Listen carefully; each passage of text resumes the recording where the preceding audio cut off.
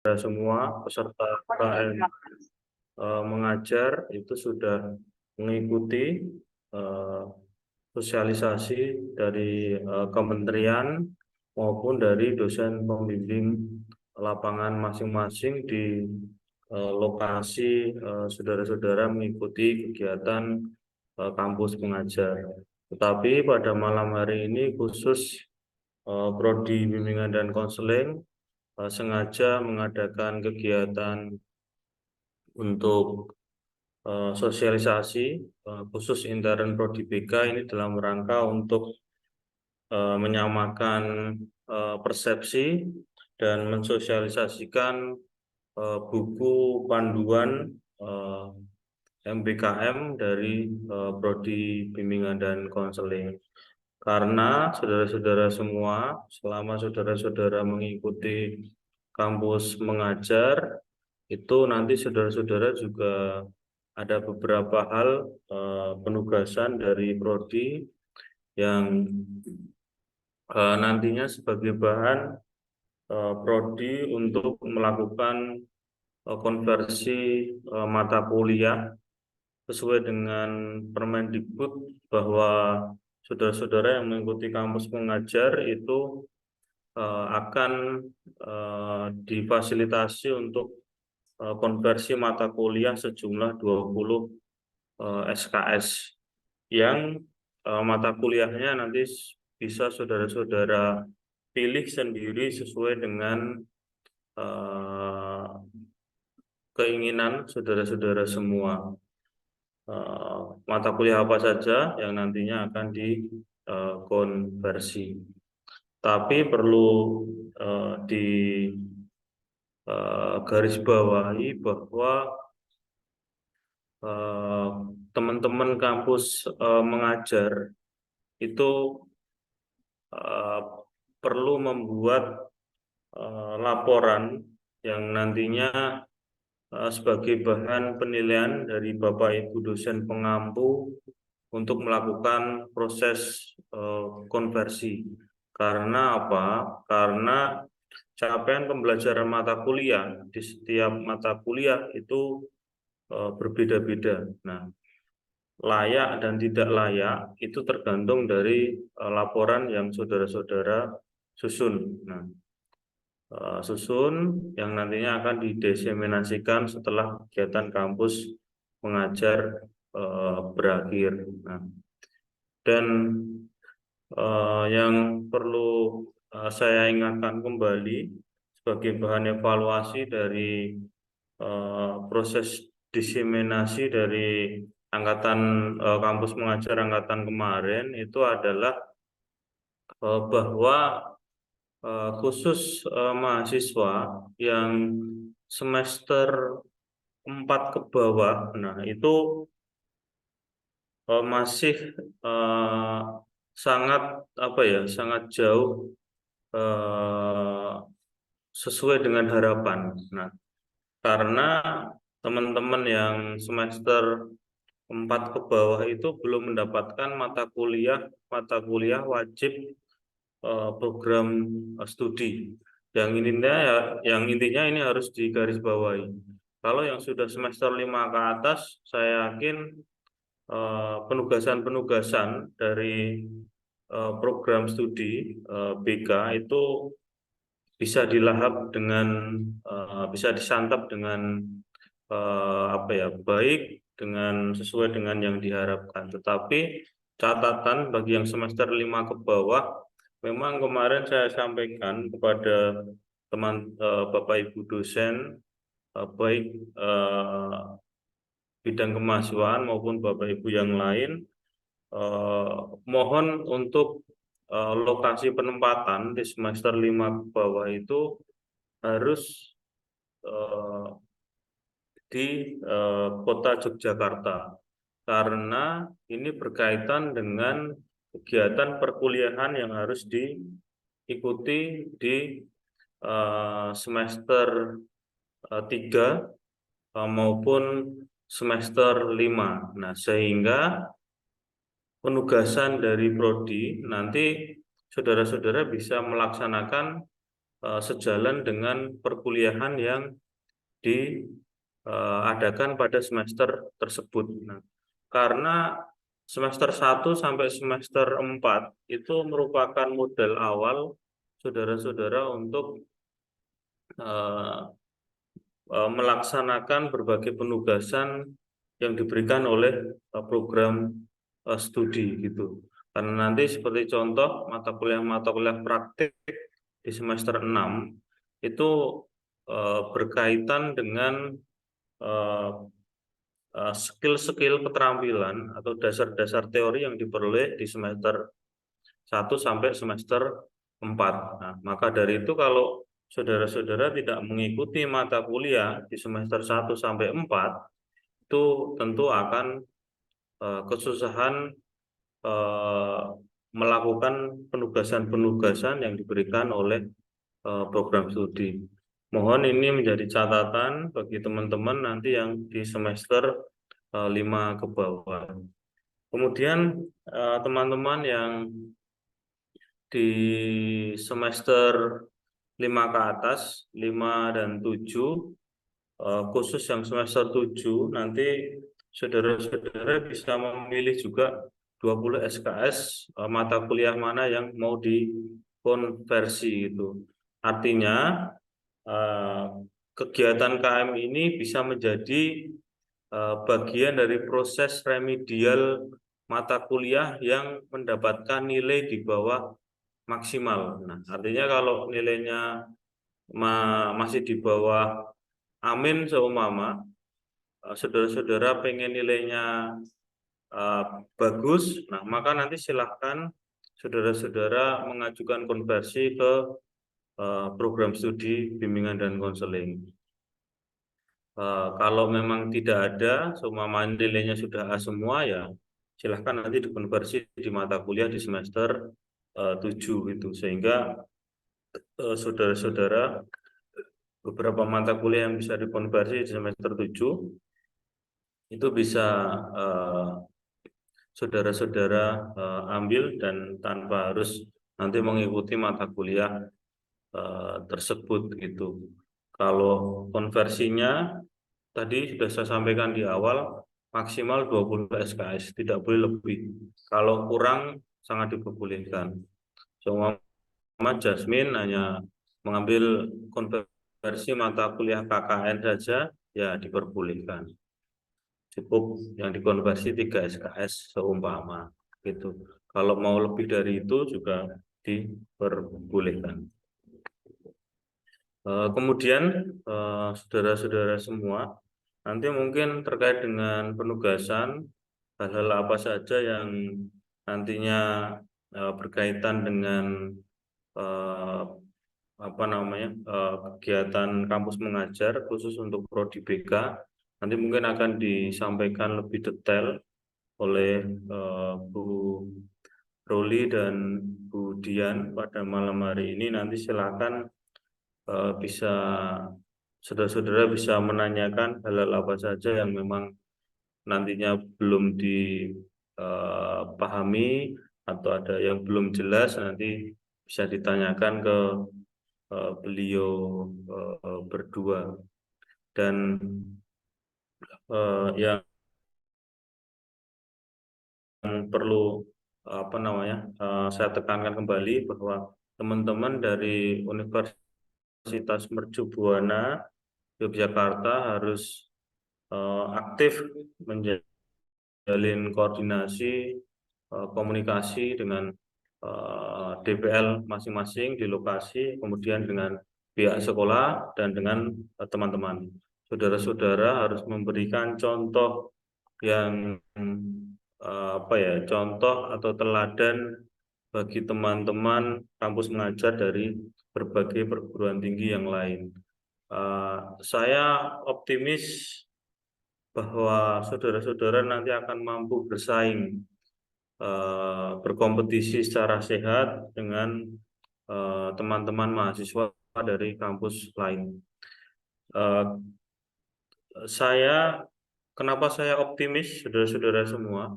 Kegiatan apa namanya? Kegiatan KKN di semester ini di beberapa lokasi itu mendapatkan apresiasi dari masyarakat yang ada di lokasi KKN. Nah, ini dengan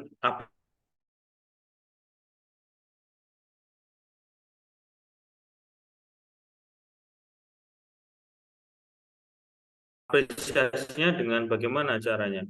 Apresiasinya dengan melihat dari mahasiswa bisa berbuat lebih dibandingkan dengan mahasiswa kampus yang lain. Nah, dengan berbagai program yang sangat kreatif dan inovatif, dengan pemanfaatan teknologi digital, nah kemudian sosialisasi dan komunikasi,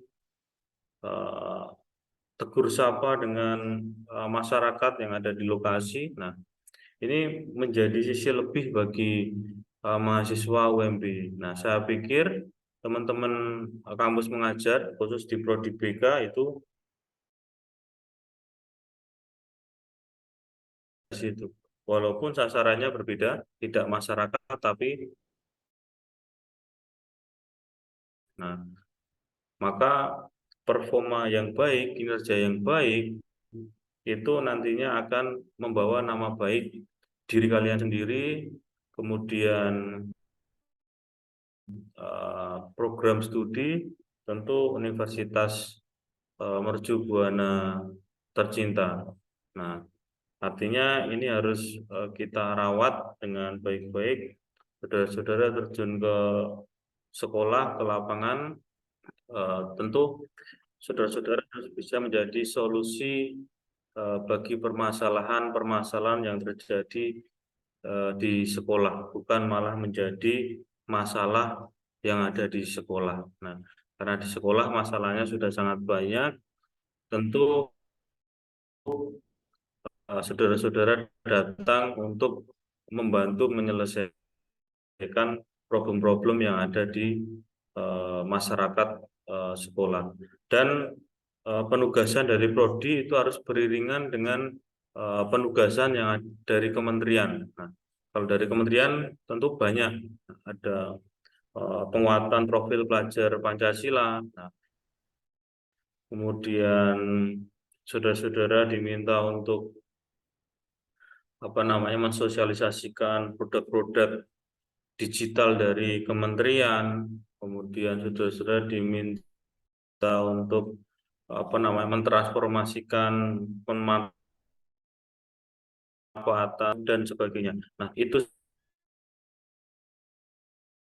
semua harus beriringan dengan studi. Nah, jadi sembari saudara-saudara melaksanakan program dari kementerian,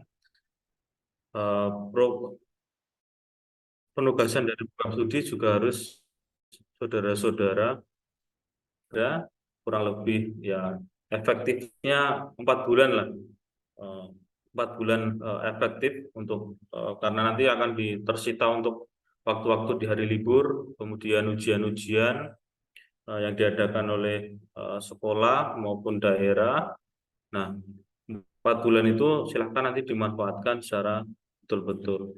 Dan ketika saudara-saudara di lapangan selalu gunakan alma mater kita tercinta, itu bagian bagian dari saudara-saudara menjadi praktikan yang ada di sekolah. Kalau masuk sekolah ya harus menggunakan pakaian ala guru bimbingan dan konseling atau konselor sekolah. Tidak ada yang memakai jin, tidak ada yang memakai sandal, semuanya harus menggunakan rok kain, kemudian menggunakan kemeja yang baik sesuai dengan dan konseling yang lah, karena mereka sangat kental sekali melakukan proses imitasi, kata Albert Bandura. Jadi saudara-saudara harus tutur kata, sikap, attitude-nya harus dijaga, dan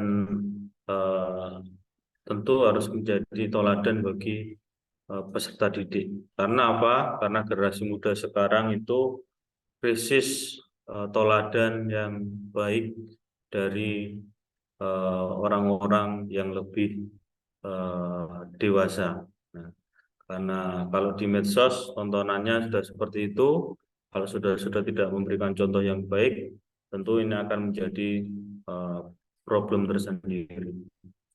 Oke, saudara-saudara semua, mungkin itu yang dapat saya sampaikan. Eh, Sekali lagi dari program studi mengucapkan selamat kepada saudara-saudara yang sudah lolos di kampus mengajar, dan apresiasi yang setinggi-tingginya atas kerja keras dari saudara-saudara semua. Saudara-saudara sudah lolos itu sudah mengharumkan nama program studi dan nama saudara-saudara. Tentu nanti harumnya akan semakin apa namanya tercium ke hidung masyarakat, ya, karena hasil dari karya saudara-saudara di sekolah masing-masing. Itu kurang lebihnya mohon maaf. Nun wal qawmi turun pastabikul khairat. Wassalamualaikum warahmatullahi wabarakatuh. Dan mohon maaf, saya tidak bisa membersamai nanti sampai akhir. Nah, nanti mohon Bu Anifah, Bu Solehah Dian, dan eh, Bu Ruli nanti mohon bantuannya untuk membersamai teman-teman, karena saya masih ada beberapa tugas yang harus diselesaikan malam hari ini, dan kebetulan juga ini ada tamu juga di rumah, ini nunggu tamu, tapi kok belum muncul-muncul, ini udah jam setengah 9. Jadi, itu saudara-saudara semuanya. Sekali lagi terima kasih, selamat berdiskusi. Semoga diberikan kelancaran dan kesuksesan. Baik, terima kasih Pak Luki atas sambutannya. Terima kasih atas arahannya. Selanjutnya, mungkin ada beberapa hal yang perlu kita koordinasikan tentang kampus mengajar angkatan 6 ini. Yang pertama akan disampaikan oleh Bu Ruli. Bu Ruli sudah siap ya. Layarnya belum kelihatan, Bu. Suwi, Bu, koneksi rada down nih. Padahal kafenya sepi loh. Saya bentar.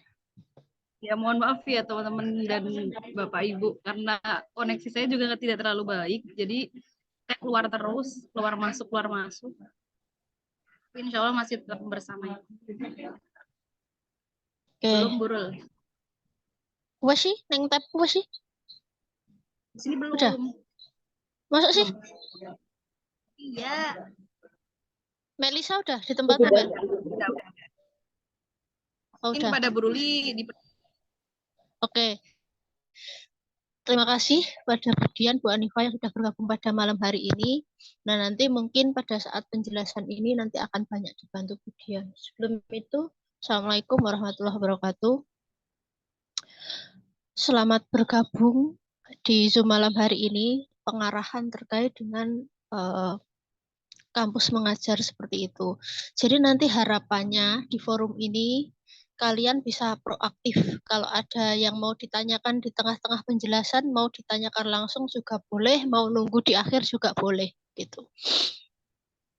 Oke, langsung saja biar tidak kemalaman, saya akan mulai menjelaskan sedikit berkaitan dengan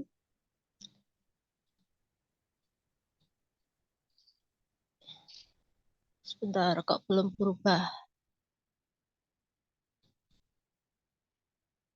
Oke. Ini. Ya mungkin yang meskipun sudah terlambat gitu ya, saya tetap akan mengucapkan selamat bahwa kalian sudah sampai di titik ini, kemudian kalian mulai bertugas, mungkin ini sudah minggu ke pertama kalian gitu ya, untuk bertugas sebagai agen kampus mengajar di sekolah, ada yang di SD, ada yang di SMP. Semoga nanti lancar sampai akhir gitu ya.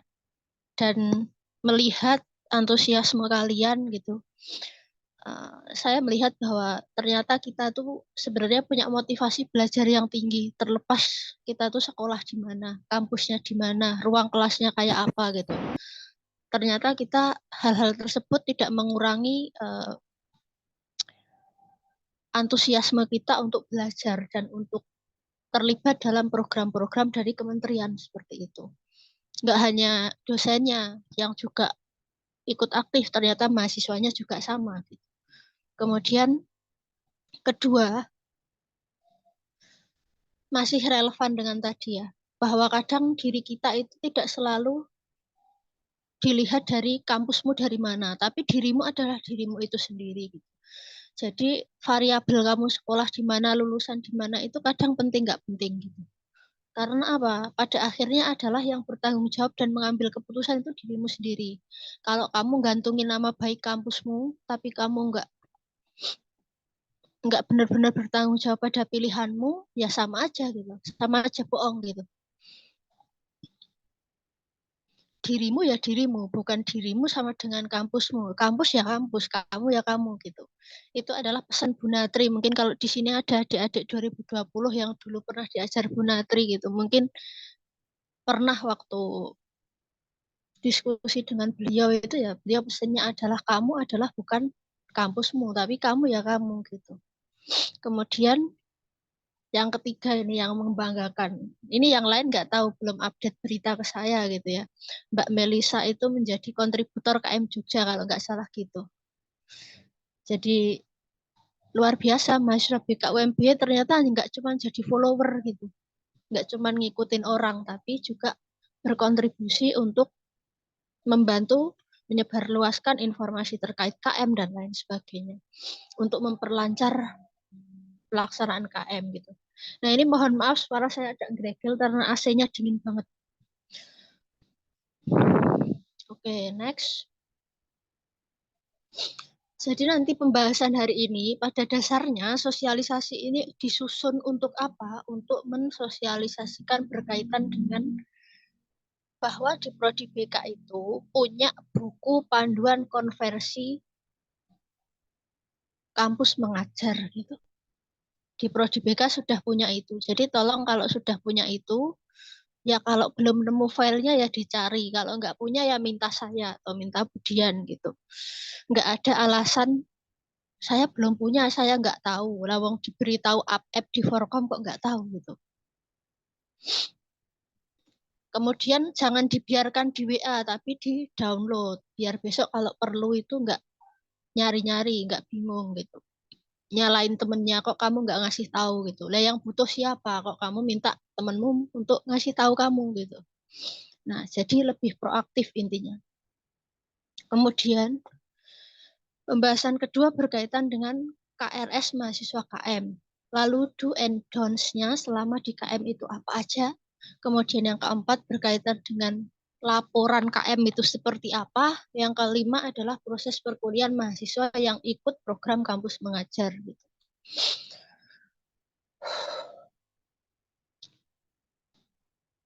Kemudian ini adalah hasil evaluasi berkaitan dengan pelaksanaan KM 5 kemarin. Nah ini jujur saya dan Budian dan mungkin juga Bapak Ibu dosen yang lain gitu ya. Kami merasa kecolongan bahwa kemarin ada mahasiswa yang ikut KM tapi rambutnya itu masih semu-semu merah gitu. Dan ketika kalau saya lihat kebiasaannya itu rambutnya itu kayak digulung kayak kelihatan bangun tidur alias nggak rapi gitu. Nah cobalah ini dihindari. Kelihatanlah untuk lebih niat gitu loh. Rambutnya itu ya dicuci 3 hari sekali, kemudian dimaskerin tuh loh, 9.000 kan dapat masker tuh. Nah itu bisa dipakai berulang kali gitu. Biar halus dan mudah ditata, biasanya kan kayak gitu. Kemudian jangan kayak orang nggak niat tuh loh yang pakai emak-emak yang pakai daster lalu rambutnya dinaikin itu loh, pakai jepet atau apa namanya itu. Nah tapi coba dikuncir lah dikuncir satu atau seperti apa gitu, kayak bapak ibu guru di sekolah lah intinya, dicepol apa dikuncir satu kayak bapak ibu gitu. Jangan kayak emak-emak habis masak rambutnya dinaikin ke atas pakai jepitan itu, biar kelihatan niat gitu. Nanti kalau dicontoh siswanya gimana kalau seperti itu gitu. Kemudian yang kedua, ini adalah pembelajaran yang harusnya nggak terjadi lagi gitu. Konversi dikerjakan H-2 minggu penarikan. Alasannya apa? Alasannya tidak tahu bahwa ada panduan konversi, nggak tahu ada bukunya. Lah, kemarin di-share di grup itu dianya kemana? Apa grupnya diarsipin, apa grupnya dihapus, apa gimana gitu. Kok nggak tahu gitu. Padahal saya lihat juga nggak keluar grup gitu. Nah, berarti kan alasannya cuma satu, grupnya diarsipin atau sengaja nggak dibaca kan itu.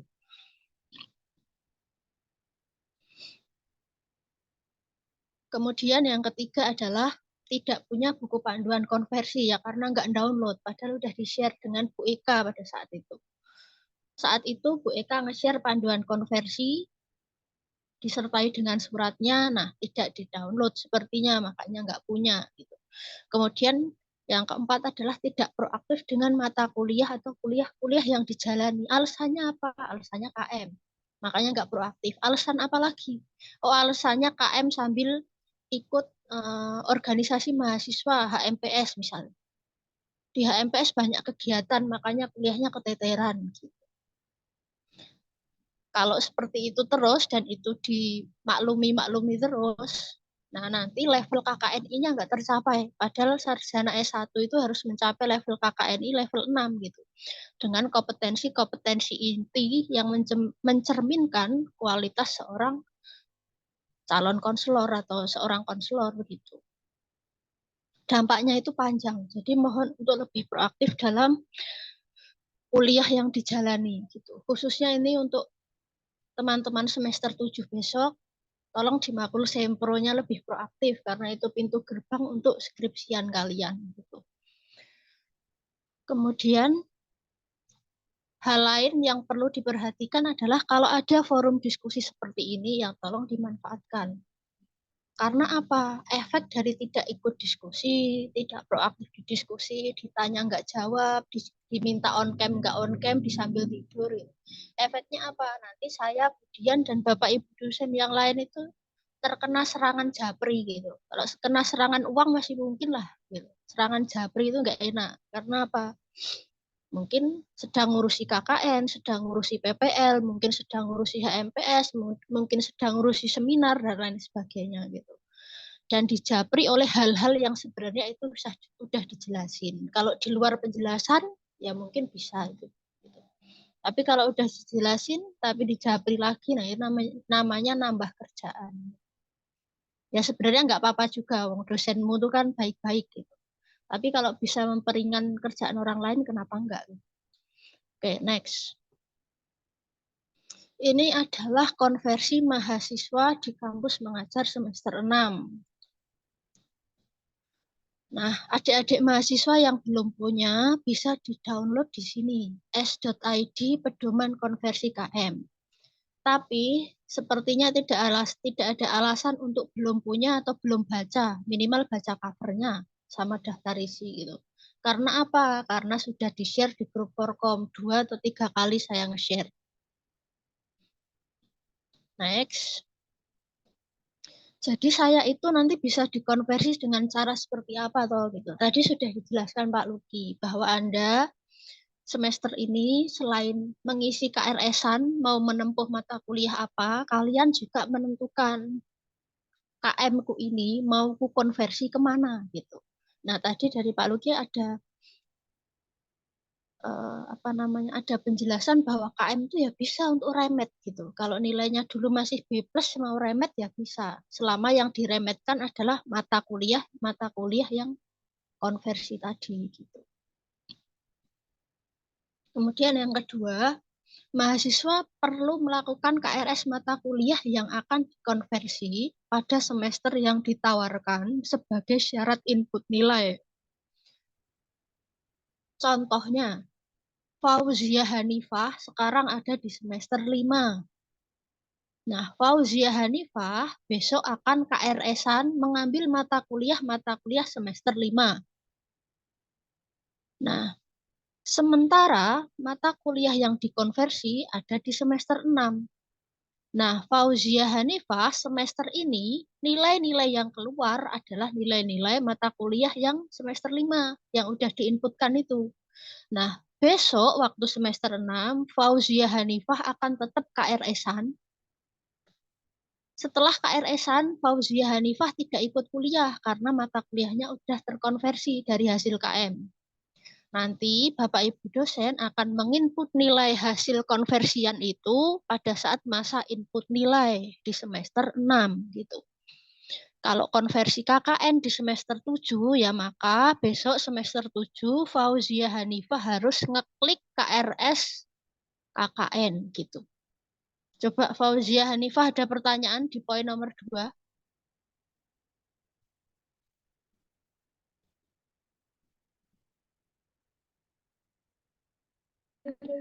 Mungkin belum ada, Bu.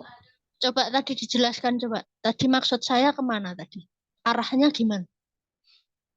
Poin 2 ini gimana? Kan mahasiswa wajib melakukan KRS mata kuliah yang akan dikonversi pada semester yang ditawarkan sebagai syarat input nilai. Nah, karena saya semester 5, baru masuk semester 5 ini tetap KRS-an untuk di semester 5. Nah, di semester 6 yang konversi dari KM kemarin tetap di input datanya, dan nanti dosen juga akan mengisi nilai yang dari konversi KM tadi. Untuk KKN itu di semester 7. Kurang lebih seperti itu nggak, Bu? Ya, betul. Kayak gitu. Udah nggak bingung yang di poin ini? Sudah, Bu, insya Allah. Oke. Nah, mumpung membahas tentang KRS, adik-adik mahasiswa yang ikut kampus mengajar, bukan berarti kan kalian begitu aja lulus, nggak nyelesain kuliah. Maksud saya, besok pada saat masa KRS-an, kalau ada bimbingan akademik sama dosen, kan biasanya via Zoom tuh.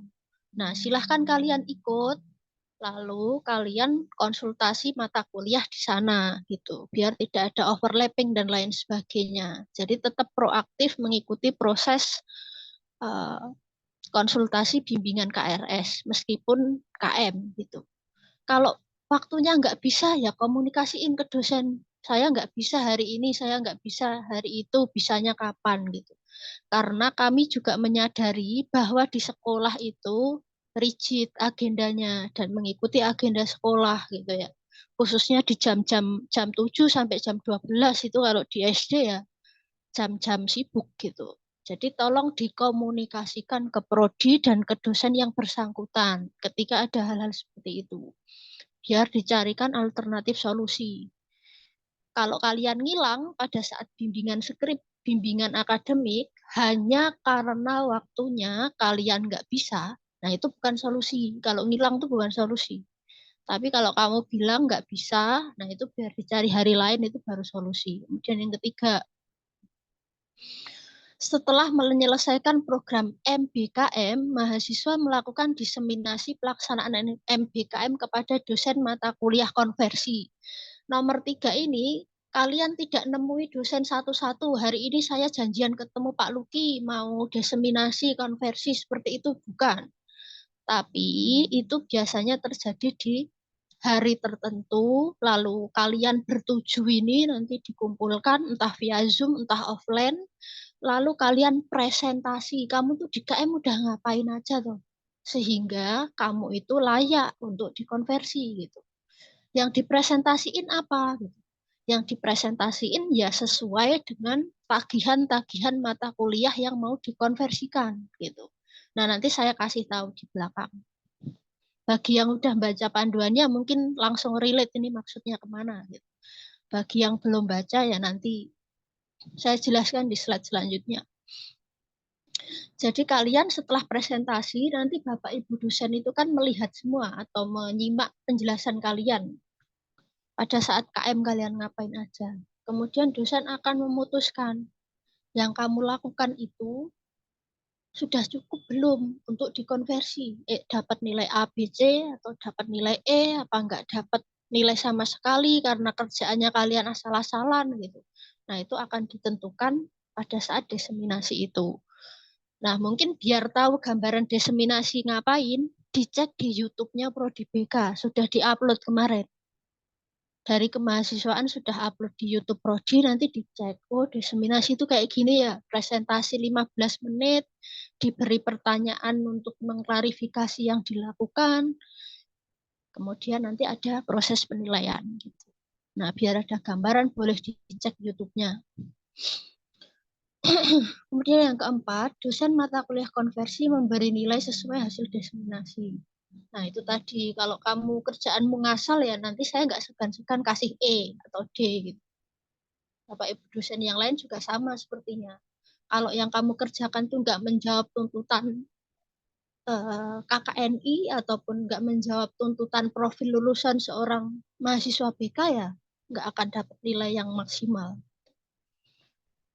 Kemudian ini yang kelima itu udah levelnya prodi. Nanti yang menginput nilai itu adalah bagian pembelajaran atau bagian tata usaha. Nah, nanti tugas kalian itu adalah intinya keterima KM, kerjakan tugas KM, kerjakan tugas konversi, kerjakan tugas kuliah.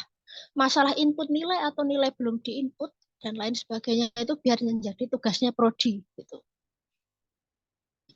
Ya gitu. Kalian kalau mau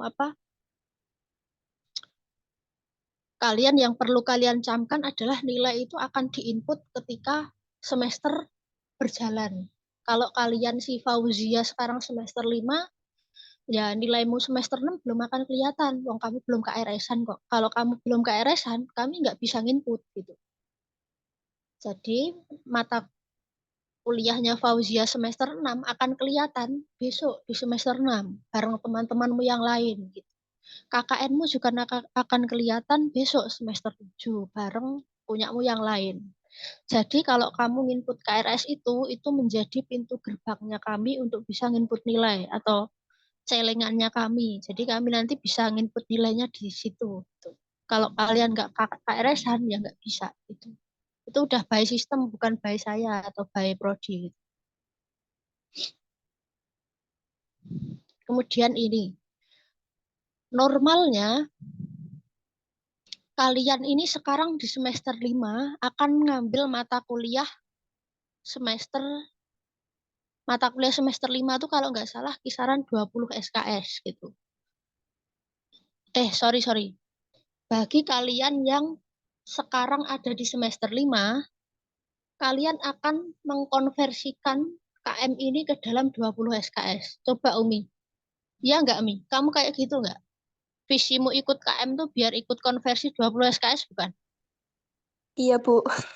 Oke, berarti nanti semester 5-mu nilainya keluar, kamu punya tabungan 20 SKS nilai untuk semester 6, gitu ya, Mi ya? Iya, Bu. Oke, sip. Kemudian yang semester 7, idealnya atau normalnya, Jasmine dan teman-teman itu, kenapa kok ikut KM, itu mereka akan nabung 3 SKS KKN, bukan gitu, Jasmine? Iya, betul, Bu. Ada lagi? Mau remedial mungkin? Kalau dari saya nggak ada, Bu. Oh, dari Jasmine nggak ada. Berarti intinya cuma KKN aja ya? KKN sama PPL 2, Bu. Oh iya, lupa PPL 2 ya. PPL 2, sip. Berarti PPL 2 itu 3 SKS kalau nggak salah. Iya, Min? Iya, Bu. Oh, berarti 2 mata kuliah dan 6 SKS berarti. KKN kan 3 juga. Oke, berarti ini saya salah. Harusnya di sini ada PPL-nya. Oke, next. Next-nya. Jadi ini mahasiswa semester 5 ini harusnya yang menyampaikan besok DPA-mu tuh akan menyampaikan ini kalau bimbingan gitu ya. KRS-an semester 5 tuh makul-makulmu kayak gini, Umi dan teman-teman. Nah, ini tetap kamu ambil semua kalau merasa belum ambil. Kecuali kamu pernah ambil di semester 3, nah mungkin nggak kamu ambil gitu. Kira-kira kalau dari Salsa, kamu semester 5 besok mau ngambil mata kuliah berapa? Kayak gini atau enggak? Mungkin yang pendidikan komparatif itu sudah pernah diambil, Bu. Oh, dan udah lulus ya. Iya, Berarti kamu normalnya cuman ngambil 7 makul ya, karena udah berkurang 1 kan. iya, Bu. Bingung nggak kamu soal ini? Kamu KRS-an ngambil yang mana, besok ngambil yang mana, bingung nggak? Eh, KRS-an ambil yang ini kan, Bu, yang semester 5. Betul, terus? Udah, Bu, itu. Oke, bener. Besok KRS-an tuh ngambil semester 5 aja. Kecuali mau nambah semester 7, kecuali ya. Tapi kalau normalnya ya di sini, ngambil semester 5 ini. Lalu besok semester 6 KRS-an mata kuliah konversi tadi. Gitu. Oke, next. Sorry, kecepatan. Nah, jadi kamu besok, Salsa dan teman-teman semester 5, kalian besok semester 5 itu tugasmu adalah 2.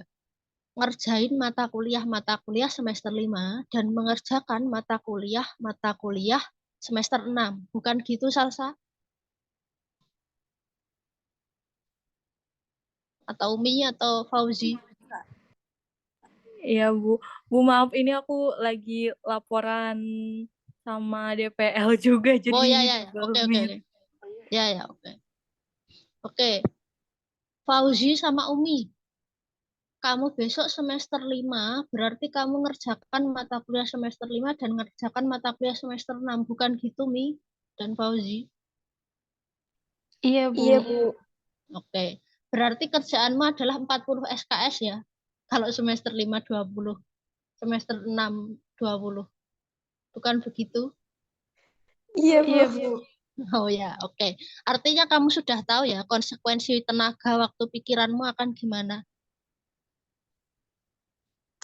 Insya Allah udah tahu, Bu. Oh ya. Soalnya kemarin temanmu yang lolos KM itu kan juga sudah mengingatkan di kelasmu bahwa konsekuensinya kalau kamu ngambil KM di semester di bawah semester 6 itu akan seperti itu. Oke, kalau sudah paham. Next.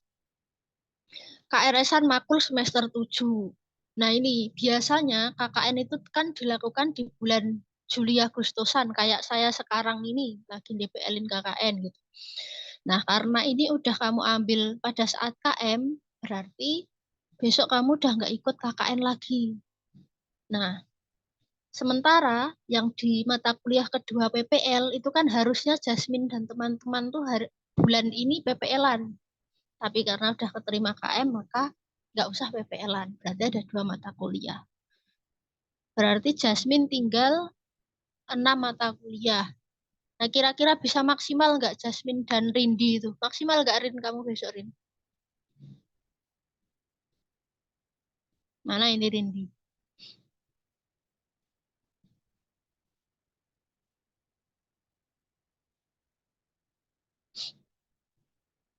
Rindi, Jasmine, Hana, Melisa, Rindiani. Oh, insya Allah, Bu. Oke. Nah, di sini kan ada mata kuliah yang biasanya saya ampu. Tidak tahu besok yang ampu saya lagi atau enggak gitu ya. Tapi biasanya mata kuliah nomor 7 namanya BK berkebutuhan khusus. Kemarin Mbak Jasmine itu memberi pertanyaan saya bagus. Bu, saya tuh nggak bisa besok kalau warawiri karena dari Magelang saya nggak bisa praktek di SLB. Ya mungkin dikiranya Mbak Jasmine harus di SLB daerah sini. Nah, yang namanya berkebutuhan khusus di sini, kalian nanti saya beri tugas untuk mendampingi anak dengan keterlambatan belajar yang ada di sekolahnya masing-masing. Biasanya itu ada sih. Ya semoga nggak ada yang sampai gimana-gimana. Tapi biasanya memang ada anak-anak yang cenderung kemampuannya berbeda dari yang lain. Nah, mungkin akan ke situ arahnya. Besok praktik BK ABK-nya mungkin saya besok akan memberi tugas seperti itu. Jadi kalau dari saya sih untuk mata kuliah ini tidak usah khawatir kalian harus PP ke SLB gitu. Itu nanti mata kuliah yang lain mengikuti arahan dosennya masing-masing besok pada saat mulai perkuliahan. Ini hanya sekedar intro aja karena kemarin menjadi kekhawatiran kalian. Oke. Nah, ini adalah mata kuliah konversi yang ditawarkan oleh Prodi BK. Itu ada 10 mata kuliah kurang lebih. Gitu. Nah, mata kuliah ini sudah ada di buku panduan konversi.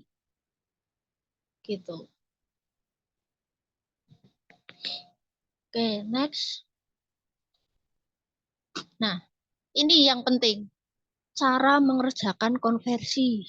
Nah, kalau kalian buka buku panduan konversi, kalian akan nemu daftar mata kuliah yang bisa dikonversi ke KM. Ada 10 mata kuliah gitu ya. Setiap mata kuliah sudah ada soal atau penugasannya sendiri-sendiri. Kalau kalian buka, Umi udah buka belum buku panduannya? Sudah, Bu. Kemarin sudah sempat Oh, baca-baca. oke. Kira-kira sulit apa gampang apa enggak? Nah, itu, Bu. Saya agak masih bingung, masih ragu juga. Karena kan yang kayak praktik konseling kelompok itu nanti kan di SD gitu loh, Bu. Jadi setelah kemarin observasi di sekolah, masih agak ragu-ragu kalau mau ngelakuin konseling sama anak SD itu, Bu. Masih Apa yang bingung menjadi juga. keraguan? Nah, mungkin kalau dari diri saya sendiri, saya bingung gimana sih biar mereka itu bisa saya ajak konseling. Soalnya masih kayak mereka tuh senangnya main-main gitu loh, Bu. Ya iya, masih waktunya memang SD itu untuk main gitu ya, karena kepanjang tanganan dari TK masihan gitu. Terus apalagi? Untuk sementara sih itu, Bu, yang kemarin sempat saya pikirin. Ya besok pada saat mata kuliahnya ini mulai atau pada saat kamu mulai mulai KM gitu atau kapan-kapan kita diskusi via ini nggak apa-apa bertiga. Saya, kamu, dan Mbak Salsa gitu. Siapa tahu kekhawatirannya sama. Jadi kita bikin Zoom kayak Ya, gini, Bu.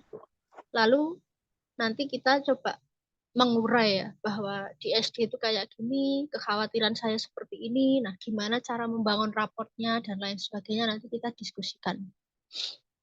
Gitu. Di ini aja Mbak Umi, Mbak Evi, diagendakan mau kapan, terus habis itu kalau udah ketemu waktunya saya dikabari. Nanti saya insya Allah meluangkan lah untuk diskusi soal mata kuliah ini. Oke, ini hanya contoh. Salah satu mata kuliahnya adalah praktik konseling kelompok. Di situ sudah jelas instruksinya mau ngapain, luarannya kemana. Nah, yang perlu kalian lakukan adalah ikuti instruksi itu. Lalu dikerjakan dan dibuat laporannya nanti. Nah, sebenarnya kalian ada untungnya juga dengan ikut KM itu, masa kalian mengenal anak-anak dan membangun trust dengan anak-anak itu lebih panjang dibandingkan kalian ikut PBL cuma sebulan. Nah, yang mana jam masuk kelas ada kadang enggak gitu. Enggak selalu ada gitu. Jadi membangun trust-nya itu terlalu cepat dan terlalu dipaksakan. Di satu sisi kadang kesadaran tentang konseling dan lain sebagainya itu masih rendah di kita gitu. Maka dengan KM waktu yang lebih panjang itu biasa harapannya bisa lebih natural aja gitu. Ngeflow aja dan anak-anak tiba-tiba nyaman aja cerita ke kalian gitu. Gerombol datang ke kalian lalu cerita misalnya kayak gitu. Oke.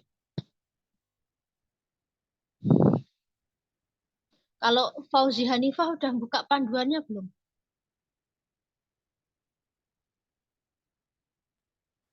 Sudah, Bu. Bingung nggak dengan instruksinya? Gimana instruksinya? Cukup ngasih gambaran nggak?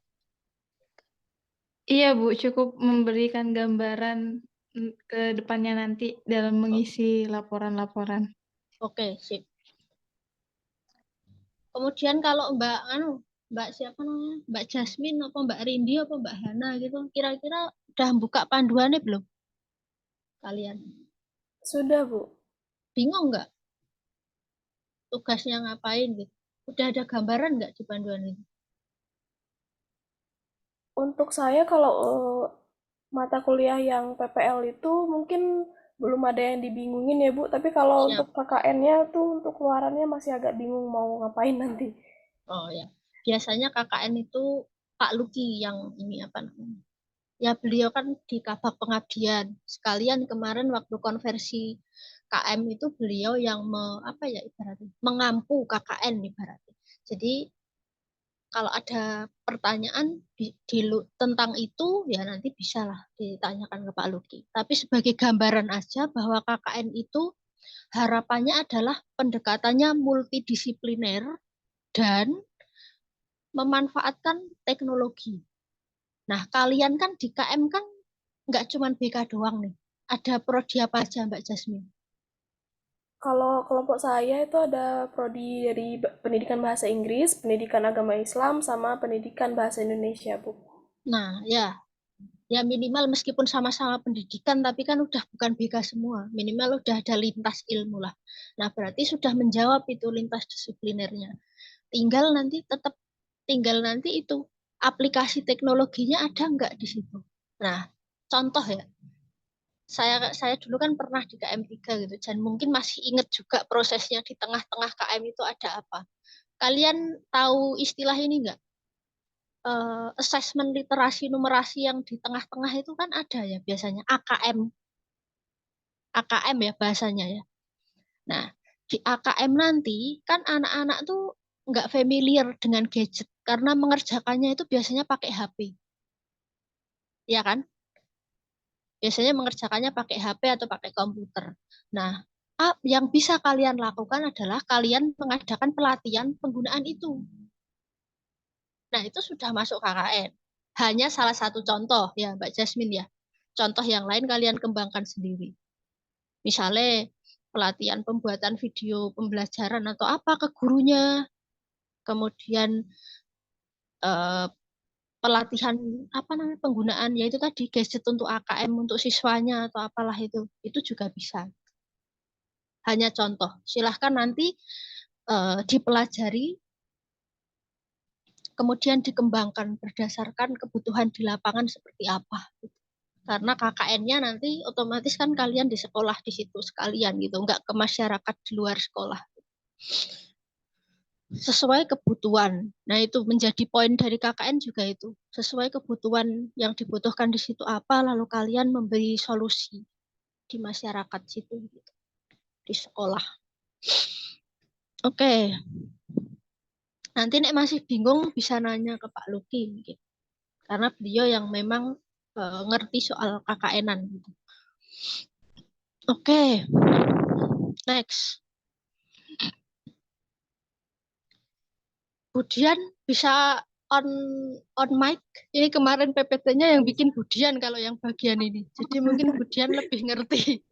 Monggo Bu. Oh, yang ini. Okay. Mohon maaf sebelumnya nggak bisa open kamera ya. Soalnya nanti kalau saya open cam, saya kelempar keluar. Oke, tentang proses perkuliahan mahasiswa kampus mengajar gitu ya. Yang pertama, kan kalau tadi Bu Rudi menjelaskan, kalian boleh memilih mata kuliah apa saja yang kalian mau konversi dan tidak gitu, dan dipilih saat saat KRS, mohon maaf ya. Nah, terus untuk mata kuliah konversi itu tugas kalian adalah seperti yang dikatakan Bu Rudi tadi, dipahami dan dikerjakan dan dilaporkan saat diseminasi. Kayak gitu. Udah itu aja, simpel itu sebenarnya. Tapi untuk mata kuliah non konversi yang kalian ambil di KRS, contoh nih tadi ada 20 SKS gitu. Kalian cuma mau ngambil 16, yang 4 SKS kalian masih mau kuliah dan masih merasa sanggup gitu ya, diambil semester ini. Artinya kalian tetap harus kuliah di mata itu. Kayak gitu. Contoh angkatannya Jasmine, itu tadi ada apa tadi ya? BK berkebutuhan Penulisan khusus, karya ilmiah.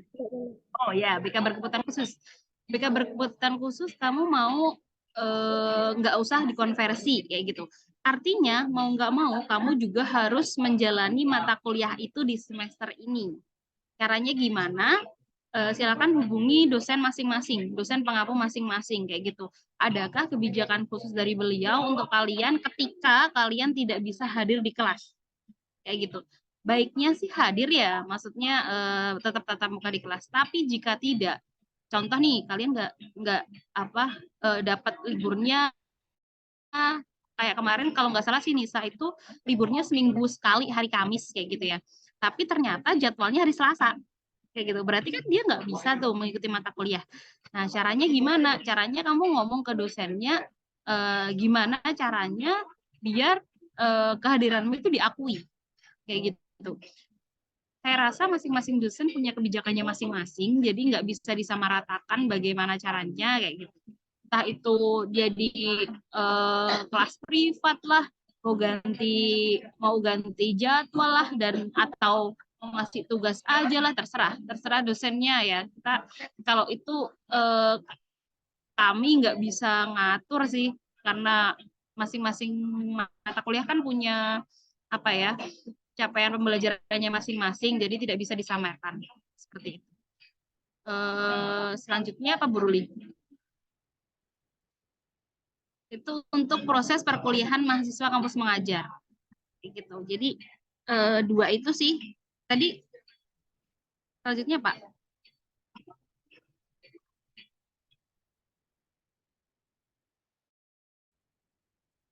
Belum muncul ya Bu Ruli? Sabar ya, sambil kita. Udah Ya, sambil kita. Nek gue muncul ya. Dudan ya. Next lagi berarti. Mahasiswa laki-laki perempuan kok di tempatku. Oh iya. Berarti PEK 15.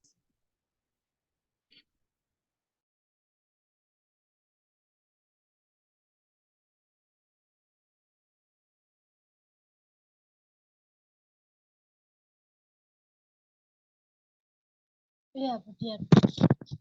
Page 15, Bu. Keluar lagi. Oke, saya lanjutkan ya. Itu Dudonnya. Tadi sudah disinggung Bu Ruli masalah tentang apa ya, cara berpakaian yang tadi kayak ibu-ibu tadi ya, rambut digelung seenaknya, ada warna-warni di rambutnya kayak gitu ya. Suara saya udah kedengar kan ya? Udah, Oke. Lanjut ya. Jadi ini untuk mahasiswanya, di sini semuanya perempuan, gak ada yang laki-laki, jadi saya yang jelasin yang perempuan aja kayak gitu ya. Jika tidak berjilbab, silakan rambutnya ditata rapi dan tidak diwarnai kayak gitu. Apa namanya, kalau memang rambutnya hitam ya udah hitam aja kayak gitu, nggak usah segala macam kasih warna biru, ungu, orange, nggak usah. Yang penting udah itu aja, terima apa adanya dulu lah kayak gitu. Kalau mau diwarnai ntar habis lulus kayak gitu.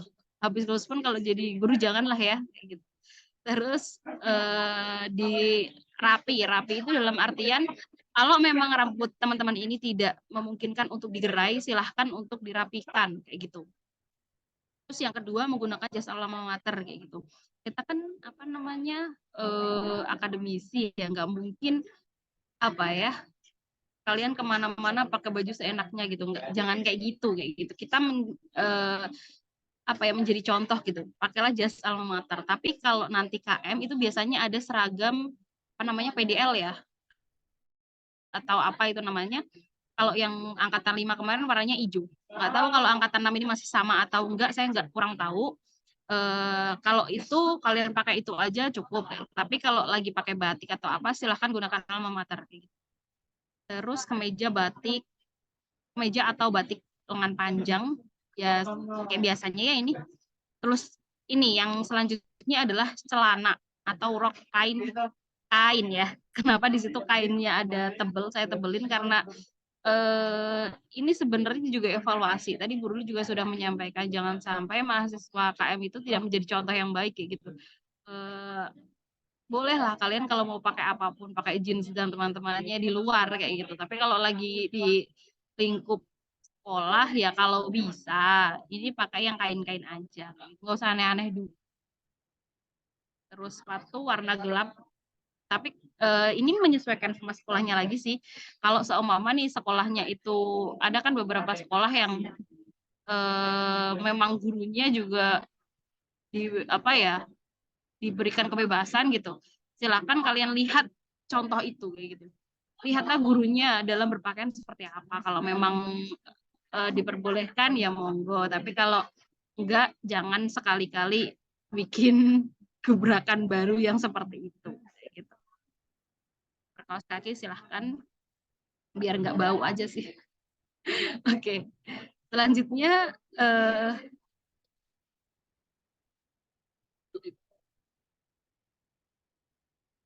selanjutnya apa ya bro?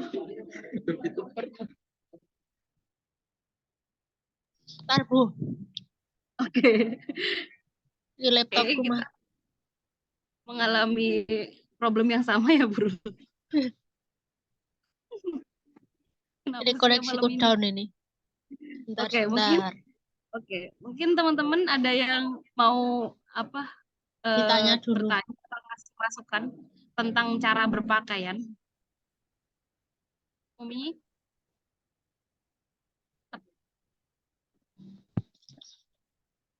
atau Salsa?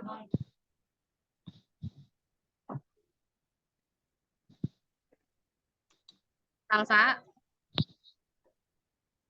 Iya, Bu. masih di sini. Masih, Bu. Sehat, Sa? Alhamdulillah, Bu. Ibu sehat. Alhamdulillah sehat. Akhirnya ada yang nanya. Gimana? Ada pertanyaan nggak tentang tadi yang tadi? Tentang cara berpakaian sih belum ya, Bu. Udah cukup paham. Oke, yang penting rapi, tidak aneh-aneh gitu aja sih. Kan katanya calon pendidik. Oke. Bu, maaf kalau mau nanya, Boleh. buat sepatunya itu maksudnya sesuai sama anak PPL atau kita juga boleh pakai apa itu sepatu sneakers, sorry. Iya. Sneakers. Iya. Sebenarnya sih tidak direkomendasikan ya. Tapi kalau saya sih tidak merekomendasikan itu. Tapi kalian balik lagi, kalau memang sekolah itu kulturnya beda-beda ya Mel ya. Kadang memang guru itu diberikan kebebasan, kadang tidak kayak gitu. Bukannya tidak bebas ya, tapi memang aturannya seperti itu. Coba kamu lihat role modelmu di sana. Jadi apa ya? Sesuaikan aja sama yang di sana gitu Mel. Baik Ibu, terima Udah, Mel? kasih. Oke, sami-sami. Teman-teman yang lain ada yang mau bertanya sebelum saya pindah? Sebelum saya pindah? Nggak ada ya? Oke. Maaf ini back sound saya terlalu kenceng ya. Mohon maaf ya.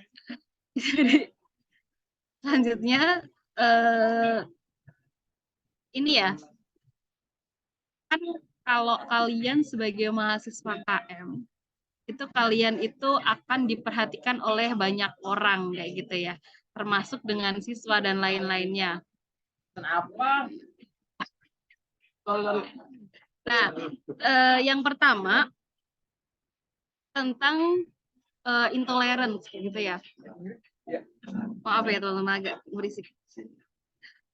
Yang pertama tentang intoleransi kayak gitu. Ya seperti yang kita ketahui 3 dosa pendidikan saat ini kan ini ya. Ada 3 masalah dalam tanda kutip yang yang ada di pendidikan kayak gitu. Nah, tugas teman-teman KM di sini adalah untuk ikut serta dalam meminimalisir 3 dosa pendidikan yang selama ini ada begitu. Yang pertama mungkin tentang intoleransi. Nah, harapannya sih teman-teman di sini sih nggak ada ya yang kalian diajarin tentang multikultural gitu kan. Nah, ketika kalian sudah belajar multikultural, artinya kalian sudah paham untuk tidak mendiskriminasi, tidak berprasangka, tidak bermusuhan kayak gitu dan lain-lainnya. Jadi silakan untuk diterapkan gitu. Ini waktunya teman-teman untuk menerapkan teori yang telah kalian dapatkan di kuliah waktu itu, ya, oke. Yang kedua tentang bullying kayak gitu. Seperti yang kita tahu ya, teman-teman, akhir-akhir ini banyak banget hal yang menyedihkan tentang bullying kayak gitu. Bullying itu nggak cuma di fisik, tapi verbal, psikologis, dan cyber. Silahkan teman-teman di sini jadi seorang agen, yang namanya agen itu gimana sih? kita harus tahu dulu, oh ini bullying atau bukan. Kalau bisa, ya bukan kalau bisa, harusnya sih kalian nggak jadi apa namanya pelaku juga kayak gitu.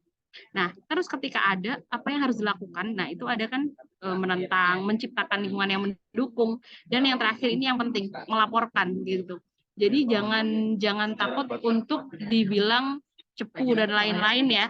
Karena untuk bullying ini banyak orang itu nggak melaporkan karena merasa dirinya takut dibilang cepu kayak gitu. Tapi menurut saya itu bukan alasan yang baik kayak gitu. Jadi silahkan dilaporkan kemana aja kayak gitu. Kalau di sekolah siswa antar siswa berarti mungkin bisa ke guru kayak gitu, atau kalau siswa sama guru bisa dibilang ke atasan guru siapa, kepala sekolah dan lain-lain gitu.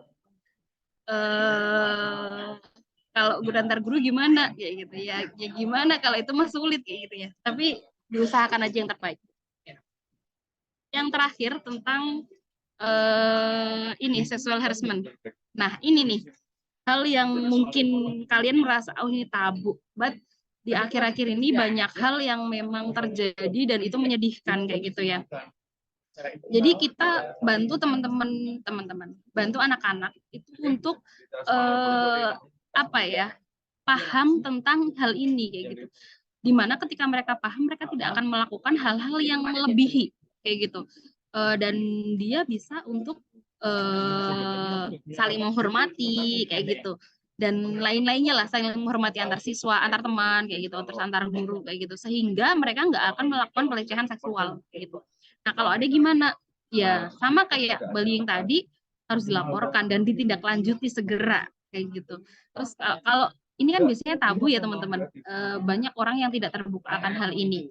Tapi saya rasa kalian sudah punya kemampuan khusus buat tahu ini orang mana yang aman untuk kalian laporin kayak gitu.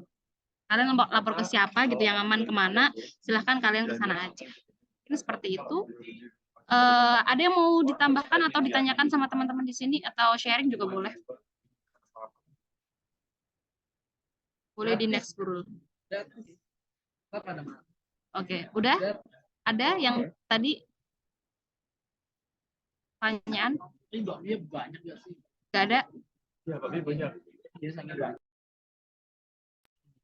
Oke. Belum Kalau ada, nggak, Bu. gimana? Iya, belum ada, Bu.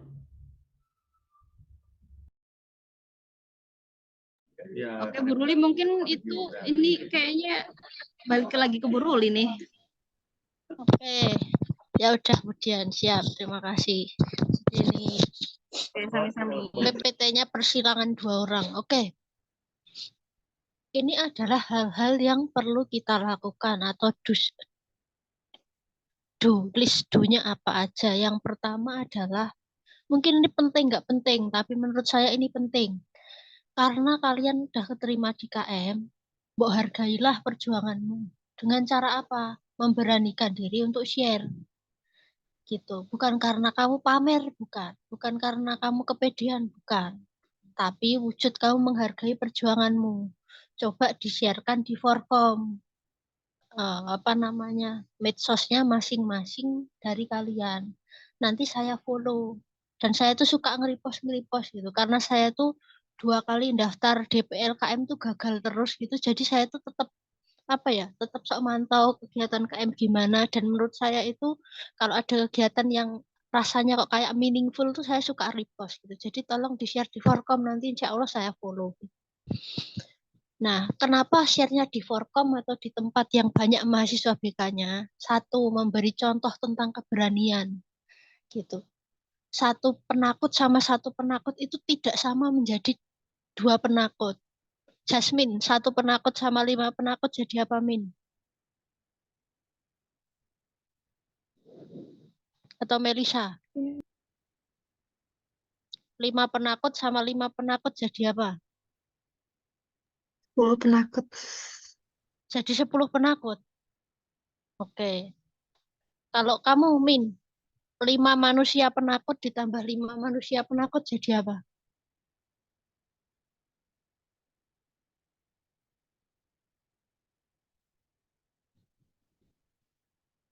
Rindi mungkin.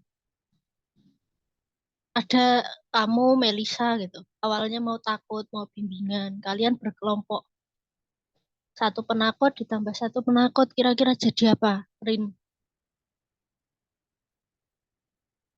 Mosok nggak iso jawab. Wong dulu pernah tak tanyain di mata kuliah kuantitatif kok, waktu di kelas kok. Coba apa? Yakin nggak bisa jawab? 10 pemberani, Bu. 10 pemberani, ya 10 pemberani. Atau satu penakut sama satu penakut ya jadi berani. 10 penakut sama 10 penakut ya udah tawuran dong jadi berani kok gitu. Kan ada yang gitu ya. Ada yang tawuran kalau banyak, padahal kalau sendiri penakut. Oke, jadi kalau keroyokan itu biasanya menjadi berani. Nah, keberanian itu perlu dimunculkan. Teman-temanmu yang belum ikut KM mungkin karena takut gagal, takut nggak bisa, takut nggak berani. Mungkin ada rasa takut. Ini bukan ngomongin prasangka buruk ya, nanti dibilang Bu Ruli berprasangka buruk gitu ya. Sudahlah dibilang seperti itu ya silahkan gitu. Tapi maksud saya adalah eh, setiap dari kita tuh tentu punya sisi takutnya gitu loh. Entah takut hantu, entah takut gagal, entah takut yang lain, takut nyoba gitu. Nah, dengan kalian share di medsos itu menjadi wahana untuk kalian memberikan contoh keberanian gitu. Karena keberanian tuh butuh model gitu. Kalau Umi aja bisa, saya berarti ada peluang untuk bisa ya, kan jadi gitu. Punya insight kayak gitu. Kemudian biar dibantu follow itu tadi. Kemudian jangan-jangan yang membatasi seseorang untuk nggak mau terlibat aktif, untuk nggak mau men-sharekan keberhasilannya, itu jangan-jangan lebih pada kekhawatiran-kekhawatiran, khawatir dibilang bahwa kamu sombong, khawatir dibilang bahwa kamu terlalu apa namanya, terlalu show up. Jangan-jangan seperti itu. Gitu. Jadi nggak apa-apa, coba di-sharekan biar nanti di-follow teman-temanmu tuh nggak apa-apa. Minta follow. Kayak contoh Mbak Hana kemarin, yuk follow yuk, yang follow dapat pahala nih, misalnya kayak gitu. Nah itu kan nggak apa-apa, dibikin di story kayak gitu kan nggak apa-apa. Nah coba kalian pada bikin kayak gitu. Gitu. Ajak teman-temanmu untuk follow hal-hal baik. Biar nggak cuman follow yang aneh-aneh aja gitu. Tapi biar timelinenya di IG itu keluar postingan kalian yang positif juga di timelinenya temanmu gitu. Gitu. Jangan terlalu takut omongan orang ya. Biasa diomongin tuh. Hidup tuh kalau nggak kamu nggak ngomongin orang, kamu diomongin orang. Nah udah biasa itu. Jadi take it easy aja. Dan itu tuh sesuatu hal yang udah bukan sesuatu hal yang gimana ya. Ya udah biasalah terjadi gitu. Jadi nggak apa-apa di-sharekan. Kemudian ada buku orange namanya Sebuah Seni Bersikap Bodo Amat. Nah mungkin kalian juga perlu untuk sedikit bodo amat. Di-sharekan keberhasilanmu tuh apa. Kamu sekarang lagi seneng ngapain? Dimasukin di apa namanya? Di biomu, KM berapa gitu. Nanti biar saya enak kalau mau follow. Misalnya lihat Melisa terus tak buka bionya. Oh, ada KM-nya tak follow kan gitu enak. Nah, ditaruh di bio gitu. Biar orang-orang tahu kamu tuh lagi ngerjain sesuatu hal yang positif gitu. Biar orang-orang tahu gitu. Bukan untuk sombong maksudnya. Tapi ya itu bagian dari cara kalian membangun eh, branding dirimu gitu loh. Meskipun kalian juga mungkin perlu nggak perlu tentang branding itu, tapi menurutku itu perlu dipelajari gitu. Nah, nanti bisa konsultasi Budian lah soal membangun branding. Oke, kemudian yang kedua adalah be proactive and altruistic gitu. Nah, mungkin kan tadi ini ya, apa namanya? Kita tuh suka nggak pede. Ah, jangan-jangan aku nggak mampu. Ah, jangan-jangan ideku lebih jelek dari yang lain dan lain sebagainya. Kenapa kita tuh cenderung menilai diri seperti itu dan membatasi diri? Nah, bisa jadi karena kita pernah dibegitukan. Memang pernah dipaido orang, pernah dikatain idemu nggak masuk dan lain sebagainya.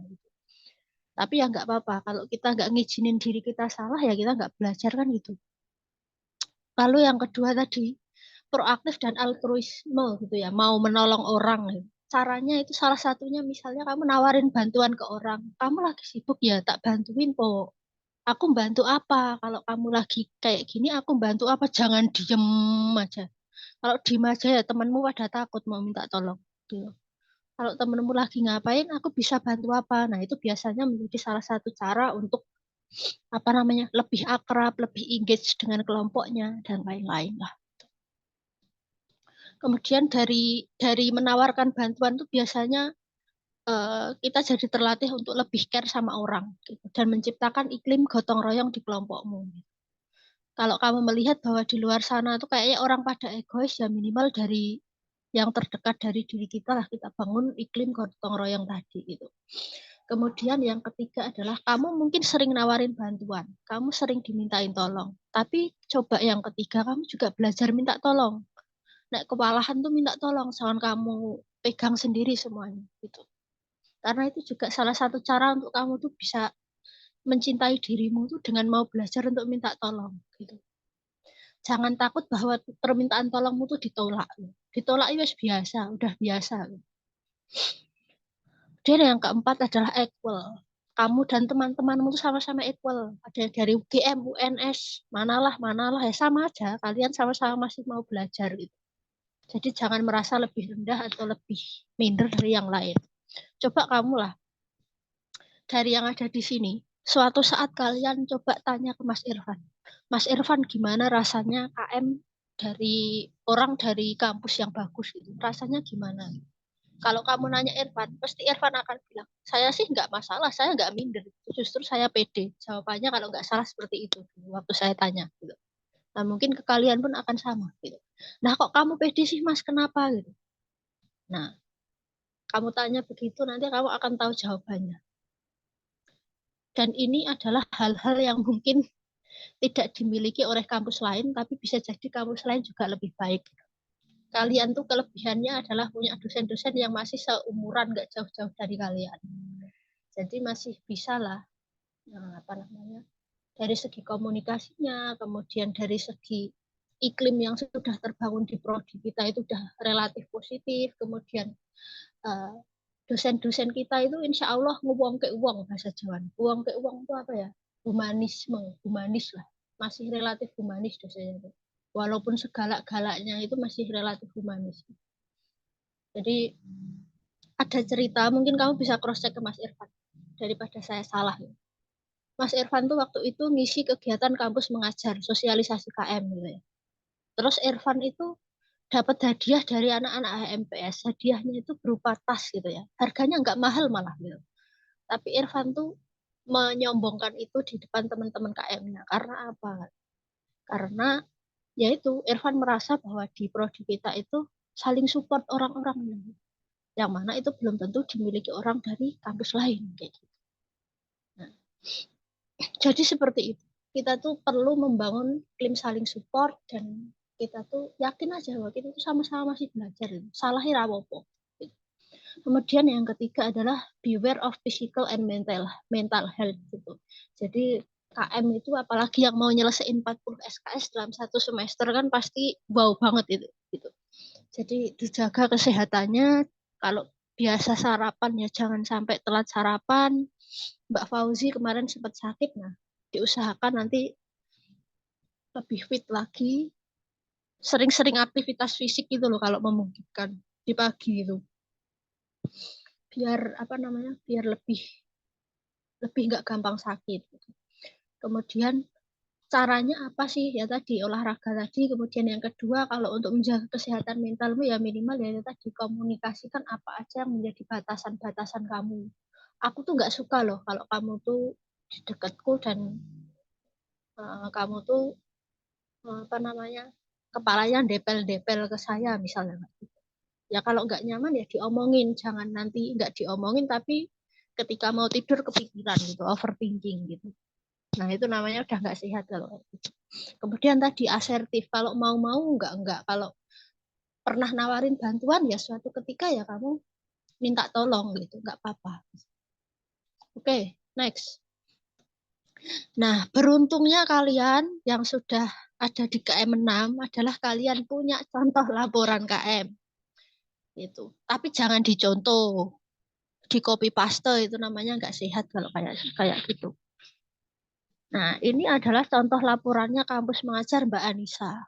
Nanti kalian baca-baca, kalian pahami di situ. Jangan plek gediplek juga bahasanya sampai plek copy paste semua. Nah, itu namanya udah dikasih hati minta jantung kalau kayak gitu. Yang real-real aja lah gitu. Itu bisa lihat punya Mbak Anissa. Oke, ini punya Mbak Anissa tuh rapi sesuai ketentuan. Nah, saya nggak akan jelasin yang sampai mendetail hurufnya apa dan gimana, tapi lihatlah punya Mbak Anissa, cara membikinnya seperti itu.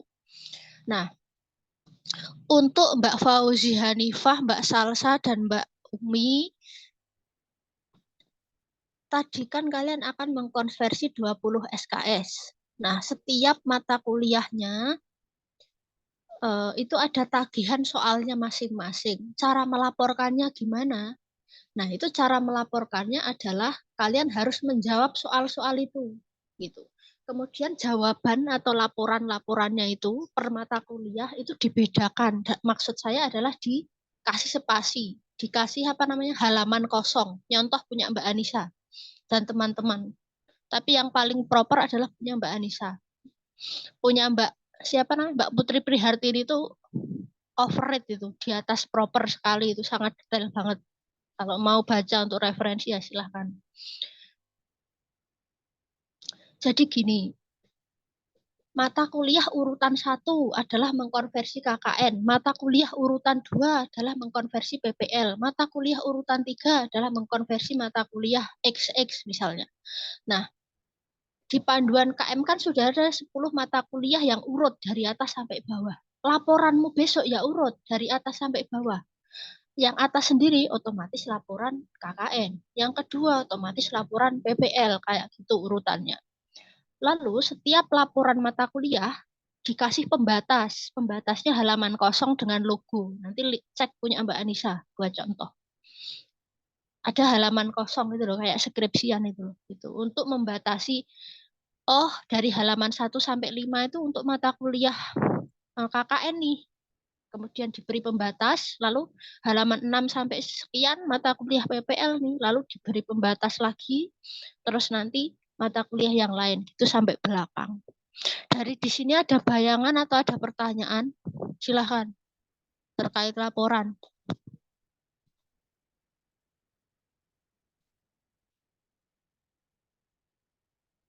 Nggak ada? Oke, kalau nggak ada saya lanjut dulu. Jadi nanti dikerjakan, lalu kalau sudah waktunya pengumpulan laporan KM untuk konversi, nanti kami beritahu. Biasanya saya atau Budian itu akan menginfokan di Forkom. Laporan KM dikumpulkan di sini, mulai tanggal kapan sampai tanggal kapan. Nah, biasanya 2 minggu setelah penarikan kalau nggak salah. Seminggu atau 2 minggu setelah penarikan itu pengumpulan laporan KM. Gitu. Jadi silahkan dicicil dari sekarang mengerjakannya. Jangan hamin 2 minggu baru dikerjakan, ngerjain konseling dan lain sebagainya. Nggak akan kekejar kalau kayak gitu. Tapi kalau nyicil dari awal, nah itu kekejar kayak Mas Irfan, Mbak Anissa, Mbak Putri, dan lain-lain itu. Kekejar karena sudah tahu di awal mau ngerjain apa aja. Oke, itu. Kemudian yang terakhir udah nggak ada ini kayaknya. Udah halaman terakhir. Nah, dari sini ada yang mau ditanyain nggak?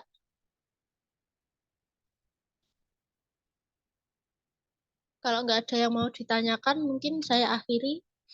Itu penjelasannya teman-teman. Ibu mau tanya, Oh ya. Bu. Izin bertanya, Bu.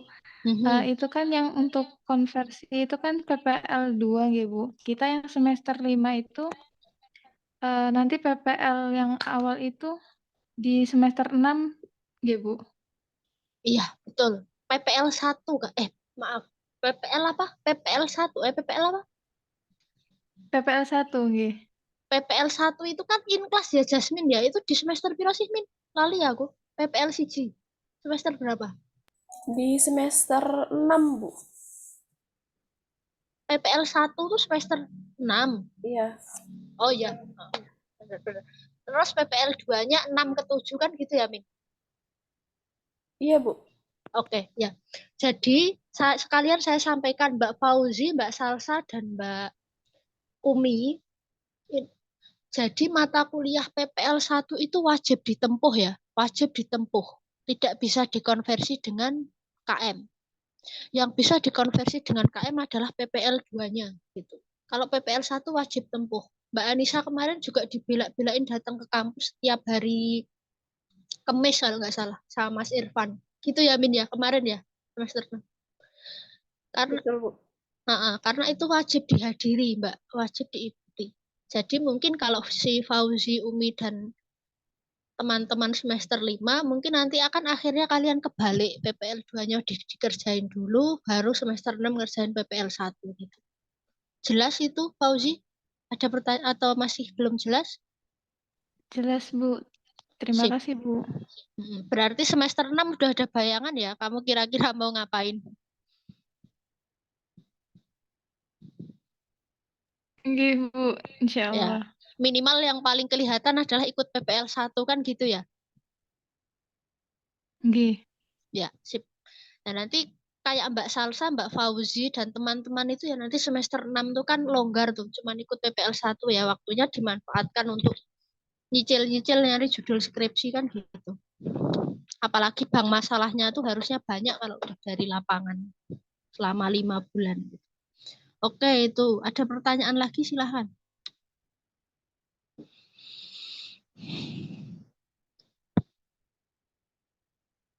Nggak ada? Oke.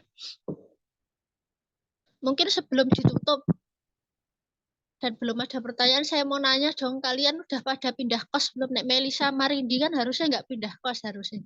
Nggak kan, Mel? Enggak, Bu, masih di Tulip. Oh ya, siap. Laju berarti. Iya, Bu, soalnya deket sih. Iya, daerah Pak Luki kan kamu tuh apa gimana? Kurang tahu, Bu, di daerah Aglek. Minomartani.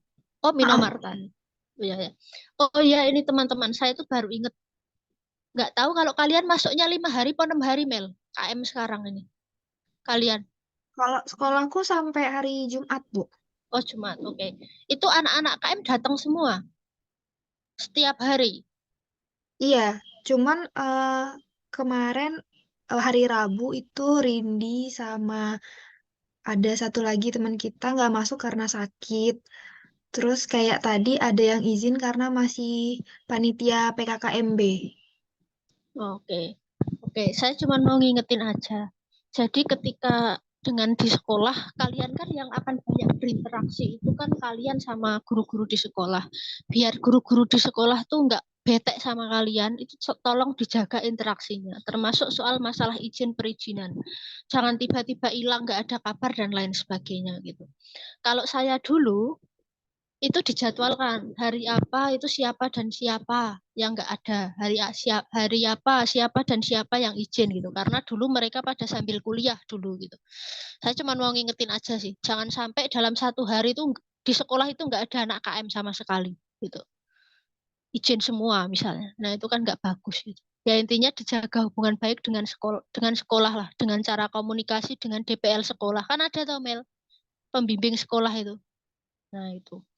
Ya monggo nanti itu urusan kalian dengan DPL kalian masing-masing sih. Tapi kalau saya dulu selalu ngingetin agar jangan sampai nggak hadir sama sekali. Itu yang perlu saya ingatkan. Oke.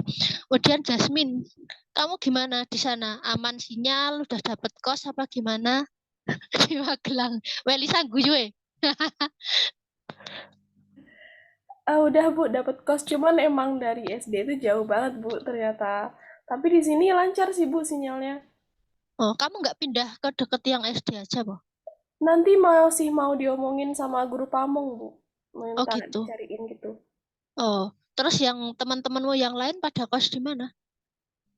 Ini kan ada 3 ya, Bu, yang ngekos. Itu deketan semua, Bu, satu kos. Tapi ada satu cowok tuh pisah, Bu. Beda ruangan. Jadi Oh. di sini ada khusus putri sama khusus putra kosnya. Oh gitu. Berarti intinya kamu ada teman KM yang sekos sama kamu intinya. Ada, iya, Bu. Ada dari Oh. Jawa Barat, Bu, malah lebih jauh lagi. Oh. Ya saya ikut ayem gitu loh karena saya juga bayangin kalau survive sendiri piye rasanya gitu. Iya, Ya Bu. udah kalau gitu. Akomodasi ke sekolah aman? Motoran apa piye? Apa ngebis? Ngebis, Bu. Jadi dari Oh. kos tuh ngebis sampai ke deket SD tuh ada deket pasar gitu, Bu. Nanti dari pasar ke sekolah tuh boncengan sama teman. Oh, berangkat jam berapa dari kos? Jam 6, Bu. Oh, luar biasa ya. Yang lain masih memintal benang-benang mimpi indah, kamu udah jalan. Oke. Ya, selamat bertugas ya, Min. Semoga makin kuat lah nanti Siap, Bu. lulus KM. Oke. Nggak tahu kalian pernah dikasih cerita sama Bu Anu nggak? Bu Nanda. Bu Nanda dulu itu yang cerita itu loh Bu Nanda. Waktu assessment test mata kuliah kita dulu. Kan sama Bu Nanda assessment test. Bu Nanda itu adalah alumni Indonesia Mengajar, IM. Pernah diceritain kan? Bu Nanda dulu ditugasin di dekat Malaysia atau apa gitu kalau nggak salah. Nah, kalau kamu kan berlima, naik Bu Nanda dulu satu kecamatan itu sendiri. Dan nginepnya di rumah warga gitu. Jadi ya, dan daerahnya serem-serem gitu. Dan ada yang pulang tinggal nama juga gitu. Karena apa ya? Karena daerahnya terjal gitu. Daerahnya terjal dan lain sebagainya gitu. Jadi ya, kita bersyukur lah masih ada kemudahan-kemudahan gitu. Itu. Oke, kemudian kalau Umi, kamu udah pindah kos belum nih? Saya pindah tapi tetap di Sedayu, Bu. Oh, ya nggak pindah berarti, nggak pindah di dekat sekolah. Enggak lah, Bu, kayaknya enggak mau saya di sana. Mending Oh laju ya aja udah. dari Sedayu. Berapa lama perjalanan? 40-an menit. Oh ya lumayan jauh itu. Oke oke. Kalau Jasmine tadi aku lupa kosmu per bulan berapa? Di sini tuh enaknya, Bu, sebenarnya minusnya tuh cuma jauh aja ya, Bu. Kalau di sini Heeh. tuh 300 ya, Bu. Terus sudah dapat maksudnya perlengkapan di kamar tuh udah ada kasur sama lemari juga sama udah free wifi, free air minum juga. Minusnya cuma jauh aja, Bu. Melisa diajak pindah kos itu aja. Murah itu. Sini, Mel. Main lah ke Magelang jadi anak Magelang. Yasmin Oh. deket sama rumah Nasir nggak? Astagfirullah.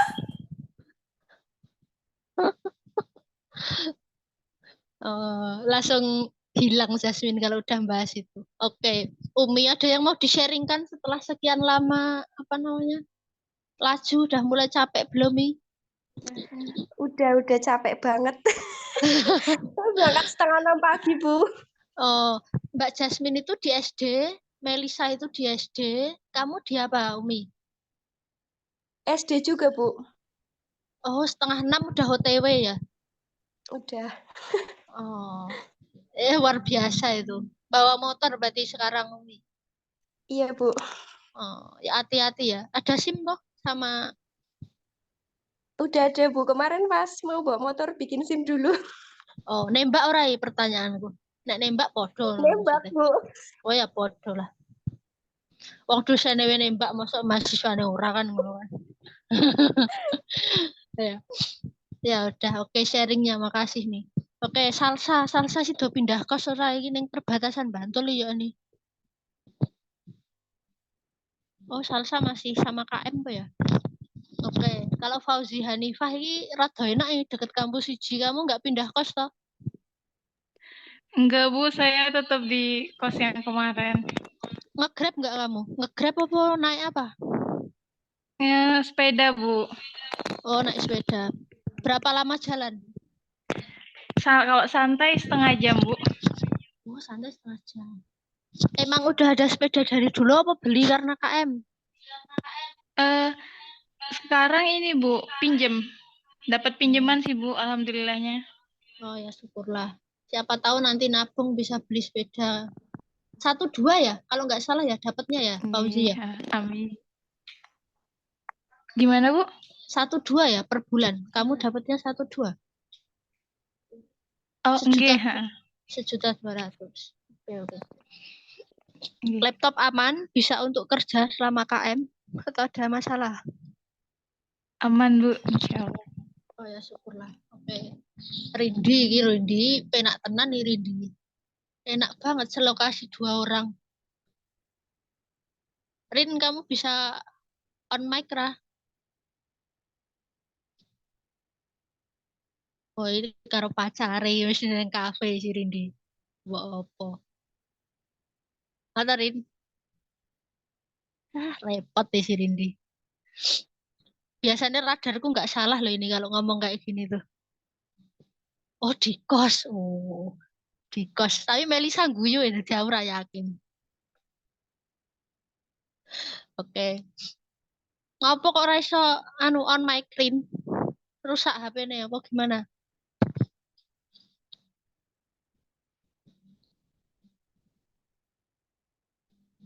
On mic Rin. Mana Rindi? Rindi proaktif nggak di KML? Sinyalnya jelek, wifi ini pakai kelontar. Oh, Rindi proaktif loh di KML. Eh, lumayan sih, Bu. Oh, Kita lumayan. menghindari buat kerja sama supaya nggak dikira berdua terus. Oh, pinter lah kau. Pinter, pinter, pinter. Pinter, pinter. Nah, emang karena itu kejadian di, kalau nggak salah kelompok sebelumnya lah. Ada yang sharing sama saya. Saya nggak usah bilang kelompoknya siapa. Intinya dia dari kampus yang sama, kalau nggak salah sekelas juga, kalau nggak salah. Dan dia tuh kemana-mana bareng gitu. Sampai bikin jengkel satu kelompoknya. Karena kalau nggak sama Melisa nggak mau deh gitu. Disuruh ke sekelas, kalau nggak ini nggak mau gitu. Nah, mungkin nanti Melisa juga pernah dapat cerita itu dari temanmu gitu. Jadi bagus kalau bisa begitu. Udah aware hal-hal itu. Oke, kalau Hana, gimana Han? Cerita KM, jauh nggak kamu? Perjalanan sekitar 25 menit, Bu. Di mana sih? Lupa aku namanya. Keledoan di daerah Kalasan. Tak pikir Kledokan tuh Ambarukmo tahu Han. Makanya aku Oh, bilang kayak deket-deket gitu. bukan tuh, yang satunya lagi emang ada dua, Bu. Oh, Kledokan Kalasan tuh sama Nanda deket nggak? Sekitar 10 menit kalau dari Nanda. Oh gitu. Tapi lewat daerahnya, Lotte Mart itu. Iya, Ya. Gimana? Udah mulai capek apa gimana? lumayan, Bu. Udah ngeklik sama temennya? Sudah. Oh.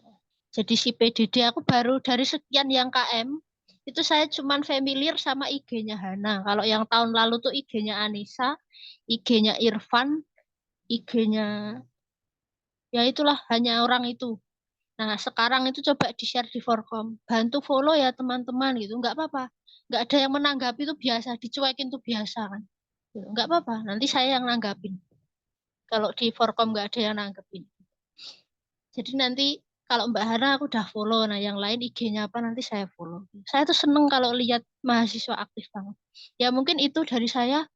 Saya kembalikan ke Budian. Saya akhiri. Assalamualaikum warahmatullahi wabarakatuh. Waalaikumsalam warahmatullahi wabarakatuh. Terima kasih, Bu Ruli. Mungkin sebelum saya tutup, nggak ada pertanyaan kan ya? Udah cukup? Mungkin aku mau nyampein Oh ya, sedikit. gimana, Mel? Jadi yang ini mungkin teman-teman ada yang nggak ikut apa ya VC di Telegram waktu itu sempat sama ada yang tim KM itu yang ada 3 dosa besar pendidikan. Kalau teman-teman ngerasa eh, merasa kena baik itu oleh siswa, oleh guru atau siapapun pelecehan seksual atau sejenisnya, teman-teman bisa langsung lapor aja, nggak usah takut, bisa ke aku, ke guru pamong, atau misalnya bahkan guru pamong yang melakukan pelecehan bisa langsung ke Kak Rama. Mungkin teman-teman sudah tahu Kak Rama, bisa langsung chat beliau. Dan itu kalau misalnya sudah parah, tim KM bisa turun langsung ke sekolah teman-teman, jadi bisa langsung diproses gitu. Jadi jangan takut, jangan diam, langsung hubungi aja pihak-pihak yang terpercaya buat melapor. Gitu aja, Bu. Terima kasih. Oke, terima kasih Melisa. Nah, gitu tuh tadi udah disampaikan gitu ya tentang kekerasan seksual. Kalau memang ada hal yang perlu dilaporkan dan lain-lain, bisa nanti dibantu teman dari tim apa itu Mel namanya Mel? Ya, tim KM-nya, Bu, ada Kak Rama namanya, Rama Aryo. Oke. Oke, nanti bisa dibantu sama teman-teman yang lainnya. Jadi silakan untuk dilaporkan. Oke, seperti itu ya. Ada yang lain? Sudah cukup? Jangan lupa nanti yang apa terkait dengan medsos KM masing-masing sekolah untuk disampaikan ke Forkom agar teman-teman yang lain juga bisa apa ya paling nggak meramaikan gitu ya. Seperti itu. Apa nih Jasmine? Oh ya, kembali kasih Jasmine. Saya jawab ya. Saya mau on cam lah.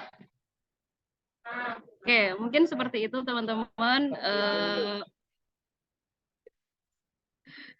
Seperti itu teman-teman untuk sosialisasi malam ini. Terima kasih atas waktunya. Semoga KM-nya lancar di sekolah masing-masing gitu ya.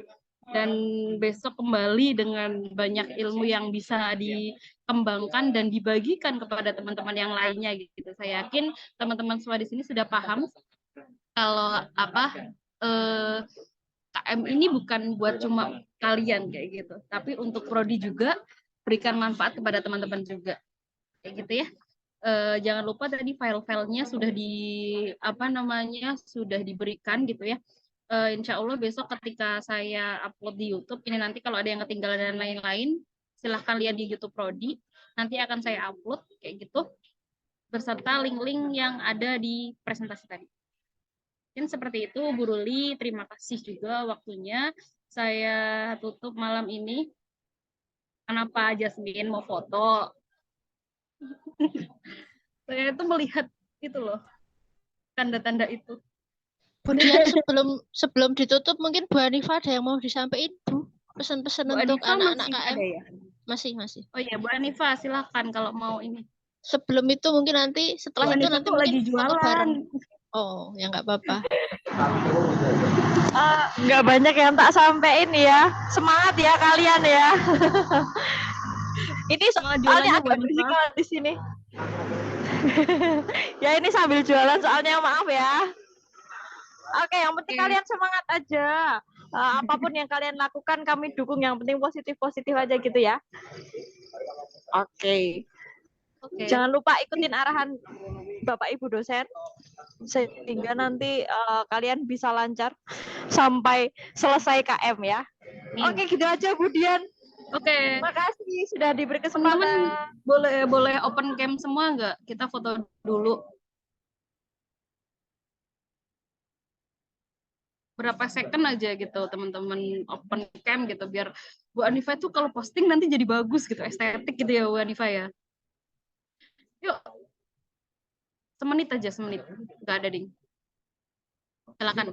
Salsa, Fauziana Hanifa, Umi, Ridi. Oke. Udah. Aduh. Nyamuk. Ntar saya digigit nyamuk. Udah, ayo. Fauziana, Salsa, Ridi, bisa on cam nggak? Oke. Salsa, Ridi.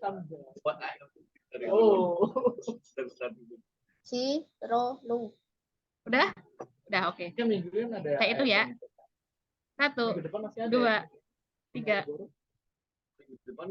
Oke. Lagi. 1, 2, 3. Oke, terima kasih. Mungkin terima kasih teman-teman untuk malam ini. Saya tutup ya karena tadi saya juga yang buka, walaupun saya lempar-lempar nggak apa-apa. Yang penting saya sampai akhir gitu ya. Terima kasih atas waktunya. Semoga pertemuan kali ini berkah kayak gitu dan bisa membawa kelancaran buat teman-teman di sini. Oke, terima kasih. Selamat malam, selamat istirahat. Mohon maaf jika banyak salah kata yang saya perbuat gitu ya. Terima kasih, saya tutup. Assalamualaikum warahmatullahi wabarakatuh. Waalaikumsalam. Waalaikumsalam warahmatullahi wabarakatuh. Terima kasih Bu. Bu Hanifa dan teman-teman. Semangat guys.